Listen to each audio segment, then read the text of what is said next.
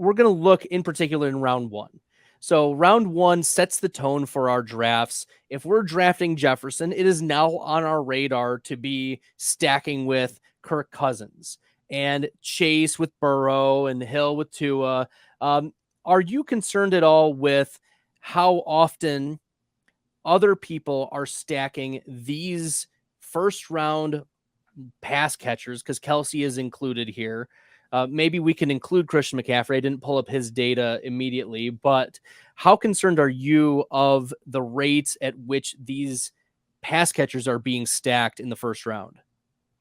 Yeah, I'm not too concerned because I do think that the value still is of having the stack is greater than the maybe lack of uniqueness aspect when you get to those playoffs. I mean, yeah, so like you have that Jefferson and Cousins is stacked a less than 40% of the time. Okay, but let's say Jefferson's advance rate is, I don't know, maybe 10%, or let's use 20%, a little above average or something. So out of those 440 teams, you're looking at 80 of them that have Jefferson. Now, how many have the Cousins stack? We're saying 40%. So now you're looking at like 32 or something. Now you're still 32 teams. We've narrowed that down a lot from the initial hundreds of thousands of teams that we started with. Right. And of that, like I'd still rather have the stack than not. Now, what this tells me is most likely that second, third peripheral stacks are not as high. And so maybe that's when you do want to start looking at, because a lot of the things with these stacks and the ADP that it's coming, the ADP that's kind of formed is based off where those initial stack partners are. And for almost the entire summer, Kirk Cousins has gone at that. I might be getting the round wrong, but I think it's the 9-10 turn. And so it's makes sense there, that 106. Okay. Jefferson goes 1 overall. That person who has Jefferson knows that if I'm going to get, Cousins, I've got to take him at the 9-10 turn. You also have Hawkinson, whose ADP is like 49. That's also right in that first or second draft pick. So either the first person grabbed Hawkinson or the second or third might have grabbed him, and now they might want Cousins. Addison is kind of hanging out on his own. He doesn't fit in a line to where those first, second, third picks are. So if you can get the Cousins-Addison one, maybe that's a bit more unique. I guess what I'm getting at is I still heavily value stacks. I'm not being scared away because some stacks are overowned, but I am leaning more into how can I maybe get some more unique stacks. Yeah, then unique stacks are ones that I've looked at in some other articles. A few players are being relatively understacked. I would love your take on Jalen Hurts and then Devonta Smith. They're only being stacked 17% of the time. That is the lowest among all pass catchers in the first 4 rounds.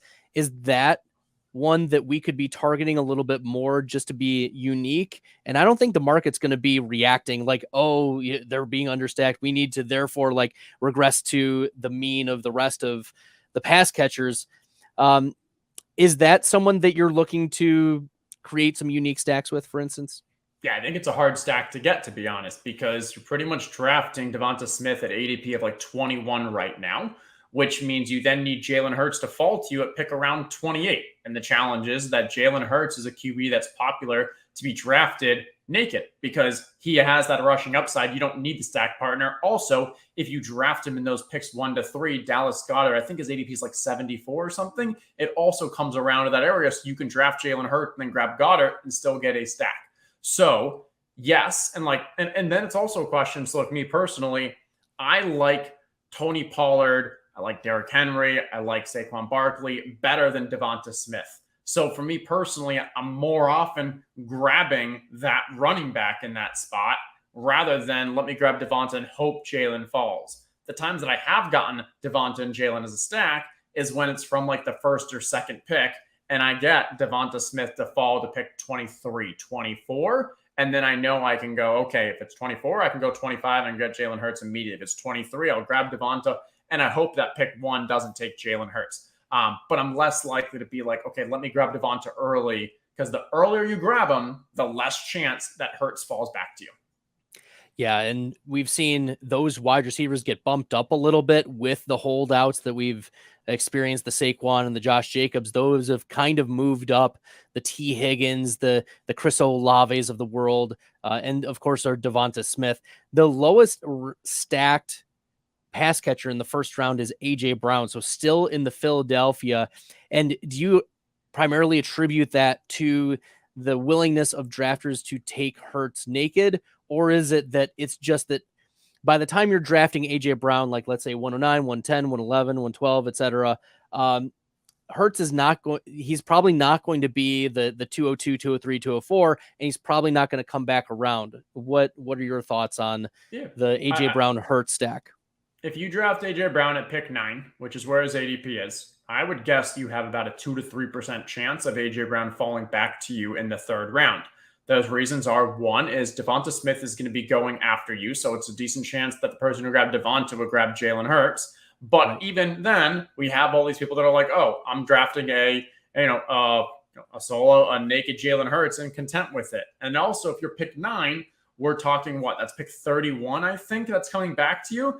Pick 31 is when we're starting to get into that next tier of wide receivers. And so very rarely do the elite QBs even last that long, because people are like, nah, this is the place where I'd rather take an elite QB, even if it's unstacked, than trying to drop into the DK Metcalf, Amari Cooper, Debo wide receiver range. So we'll stay on the Jalen Hurts line of questioning. How often are you willing to draft your elite quarterbacks naked, or are there other later quarterbacks you're willing to draft naked? What is your opinion of leaving those quarterbacks unstacked? Yeah, so I mean, on Underdog, I care a ton about stacks just because there's such high correlation between the touchdown aspect. On DraftKings, I'm more willing to say, hey, go with an unstacked QB if you're getting the right ADP value, just because there's not much necessary correlation. But for me on Underdog, I am willing to go unstacked if it's someone who I think, like, I can envision week 17, they have a huge week and you don't need one of the pass catchers to go off with them, which almost 99% of the time just means that it's someone who can get it done on the ground. So Jalen Hurts, I'm definitely fine with. Anthony Richardson might be the only other that I'm like content with. Daniel Jones, I guess, kind of, but also like Daniel Jones, it's so cheap to grab one of his late ones that you may as well. For me personally, like I'm always trying to stack, even like with Jalen Hurts. Jalen and Anthony are probably the only two that, like, if I end a draft with them having no counterparts, no pass catchers with them, I'm okay with it. Just about everyone else, I screwed up something if I'm drafting them completely unstacked.